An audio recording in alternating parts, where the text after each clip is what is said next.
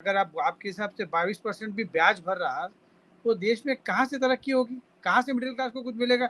जितना आपके पास इनकम है पूरा का पूरा तो ब्याज देने में चले जा रहा। डेवलपमेंट होगा कहाँ से? जो भी आपका जीडीपी का फिगर्स है, जो भी आपका विकास विकास का है, सब नकली है। कुछ भी इसके अंदर सच्चाई नहीं है। पूरा तो पेमेंट आपको जा रहा। ये राजीव जी कह रहे हैं कि ये विकास विकास नकली है, लेकिन प्रधानमंत्री नरेंद्र मोदी जी ने बजट पे जो भाषण दिया है, अक्षय जी, उन्होंने कहा है this is the game changer for countries progress and journey towards विकसित भारत।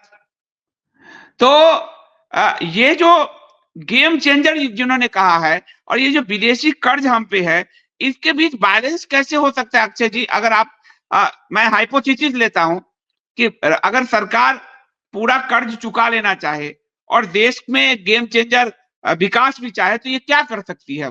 आगे इसके लिए क्या रास्ता दिख रहा है? क्योंकि आपको बजट से दिख तो गया कि सरकार जाती किधर है, जा किधर रही है। देखिए संदीप जी, ये जो गेम चेंजर मोदी जी कहते हैं, ये हर बजट के में कहते हैं, हर दूसरे बजट में कहते होंगे। पिछले पिछले 10 साल में उन्होंने 6 गेम चेंजर तो कर दिए होंगे अभी तक, ठीक है, ज्यादा ही कर दिए होंगे। मैं आपको आंकड़ों पे जाते हैं।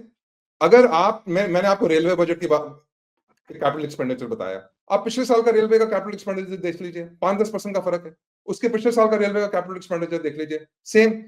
तो ये जो कैपिटल एक्सपेंडिचर्स हैं वो उसी रेट से जा रहे हैं। आप पिछले 10 साल का कैपिटल एक्सपेंडिचर देख लीजिए, मैंने देखा पिछले 10 साल का कैपिटल एक्सपेंडिचर में रेलवे में हमने करीबन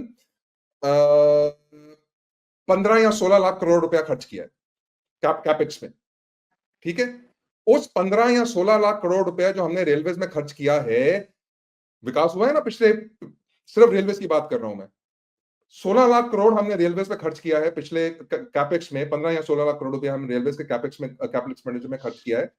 क्या आपको दिखा है कि रेलवेज की कैपेसिटी इंप्रूव हो, उसकी क्वालिटी इंप्रूव हो? सैलरीज को छोड़ दीजिए, मैं सिर्फ कैपिटल एक्सपेंडिचर की बात करूं। रोड्स को देख लीजिए, 2.5 लाख करोड़ रुपए हम नितिन गडकरी जी को देते हैं इस साल। पिछले साल हमने नितिन गडकरी जी को दिए, और अगर आप पीछे जाएंगे तो उसी रेट पे इन्फ्लेशन को कम करते करते वही रेट होगी। तो अगर हमने रोड्स पे 15 लाख करोड़ रुपए पिछले 10 साल में खर्च किए हैं, तो आप मुझे ये बताइए कि टोल्स क्यों देने पड़ते हैं? मुझे तो अपने घर से 16 किलोमीटर के दायरे में टोल भरना पड़ता टोल है। का मैटर उठाए थे कि ये टोल टैक्स, अगर एक ब्रिज का एक पर्टिकुलर अमाउंट रहता, सपोज 20 करोड़ रुपए खर्चा हुआ, वो खर्चा होते ही बंद कर देना पड़ता टोल, मगर बंद ही नहीं होता। वो टोल कलेक्शन होते रहता, कोई हिसाब वो नहीं रहता। आया तो था एक रोड पे 8 या 9 हजार करोड़ खर्च हुआ था, और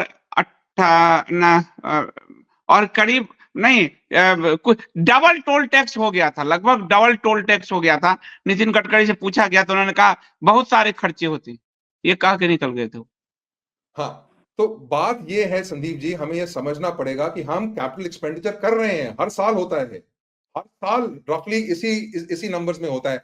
ये जितना रेलवे में डाला, जितना इसमें डाला, उसके जो नंबर्स हैं, जो रेशोस हैं, वो सेम ही रहते हैं। 1% ऊपर, 2% नीचे, ऐसे ही चलता रहता है।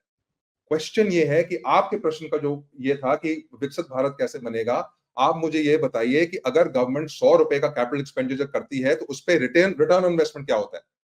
अगर गवर्नमेंट 100 रुपए का कैपिटल एक्सपेंडिचर करती है तो क्या 100 रुपए का अच्छा इंफ्रास्ट्रक्चर बनता है कि नहीं बनता है? कि क्या 100 रुपए का जो खर्चा गवर्नमेंट करती है उसमें से 50 रुपया किसी की पॉकेट में चला जाता है और बाकी 40 रुपया ऐसे इंफ्रास्ट्रक्चर बनाने में लग जाता है कि वो एक साल में टूट जाए, फिर अगले साल फिर से खर्च करना पड़े। अगर ये तो टूट रहा है, ये तो बड़े बड़े हाईवे टूटने धंसने लगे हैं सब।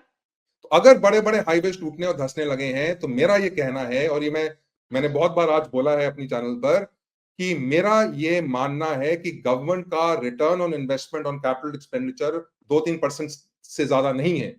अगर उनका return on investment on capital expenditure 2-3% है, और वो इसलिए है कि करप्शन होती है, ये सब होता है, और वो पैसा बाजार से उठाते हैं 7% पर, ठीक है। 10 साल का जो गवर्नमेंट बॉन्ड है उसकी यील्ड है 7%। आप 7% पे पैसा उठाते हैं और उसको 2% पे डिप्लॉय करते हैं, इसका मतलब कि आप 5% बर्बाद करते हैं। तो अगर गवर्नमेंट 100 रुपए का एक्सपेंडिचर करती है तो वो 5 रुपए बर्बाद कर रही है उसमें। तो अगर आपको विकसित भारत बनाना है तो मैं आपको बताता हूं आपको क्या करना है। आपको गवर्नमेंट को आधा कर देना पड़ेगा। ये गवर्नमेंट का जो एक्सपेंडिचर 50 लाख करोड़ रुपया है उसको 25 लाख करोड़ रुपए पे लाना पड़ेगा, गवर्नमेंट को सिकुड़ देना पड़ेगा। वो ही एक अमेरिका की तरह। तरीका है विकसित भारत बनाने का कि गवर्नमेंट को बहुत सिकुड़ना पड़ेगा, उसको आधा कर देना पड़ेगा, उसके साथ साथ आप टैक्सेस को भी आधा कर दें और रूल्स एंड रेगुलेशंस को निकालें। आईएएस, आईपीएस, आईआरएस, प्रोविंशियल जो सर्विसेज हैं, इनकी प्रोविंशियल सिविल सर्विसेज हैं, वो को डिस्बैंड किया जाए, पूरी तरह से बंद किया जाए। क्योंकि अगर आप वो नहीं करेंगे तो मेरा ये प्रेडिक्शन है, और मुझे कोई हेजिटेशन नहीं है ये बोलने में, मेरे हिसाब से जो जीडीपी ग्रोथ रेट फिगर्स हैं वो गलत हैं। जैसे हमने देखा nominal growth rate, nominal GDP 10% पे ग्रो कर रहा है, ये लोग कहते हैं इन्फ्लेशन 3.5% है, बट 3.5% है, इन्फ्लेशन 7-8% होगी। किसी भी हालत में भारत को अगर विकसित भारत बनना है तो 8% रियल जीडीपी ग्रोथ रेट चाहिए, और अभी हमारा जो एक्चुअल ग्रोथ रेट है वो सिर्फ 2-3% है, या दो उससे भी कम होगा। क्यों? क्योंकि गवर्नमेंट जब कैपिटल एक्सपेंडिचर करती है उसका रिटर्न ऑन इन्वेस्टमेंट बहुत कम होता है, क्योंकि करप्शन और इनएफिशिएंसी होती है।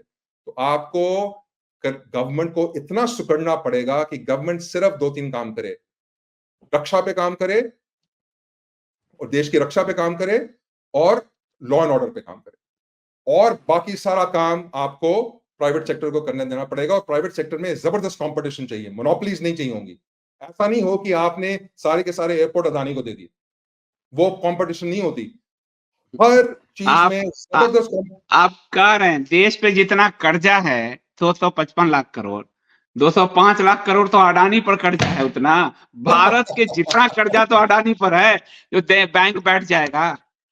ये स्थिति ये है। विकास का, विकसित का अपने डेफिनेशन क्या है? अभी आप अगर घर को अगर आप सब सेटरेट करना चाहते हैं तो सबसे पहले क्या करते हैं, आप लायबिलिटीज खत्म करते हैं, तभी आपका घर का सेफ्टी में आता। भाई आपके एसेट्स ज़्यादा रहना चाहिए और लायबिलिटीज कम रहना चाहिए, तभी ना सॉलिड बोलते हैं। आपको बैंक भी लोन कब देता? जब आपके एसेट्स स्ट्रांग है, लायबिलिटीज कम है। आज अपने देश की हालत क्या है? कांग्रेस गवर्नमेंट 55 लाख करोड़ का छोड़ के गई थी, ये भाई साहब आके विकास करके 200 लाख करोड़ बढ़ा दिए उसके अंदर। और मेरे को बोलते सब जने तुमको अकल नहीं है, मोदी जी को ज़्यादा अकल है। मैं बोला भाई मेरे को तो होता मैथमेटिक्स नहीं आता, मेरे को इतना मालूम है 55 से ज़्यादा 255 है। 55 में अगर 10 रुपये इंटरेस्ट भर रहे तो 255 में 100 रुपये भरना पड़ता। भाई पैसा जो है आप आउट जा रहा पूरा इंटरेस्ट के रूप में, तो विकास कैसे होगा? जो भी विकास होगा जुमला ही होगा, नकली होगा, ऊपरी होगा।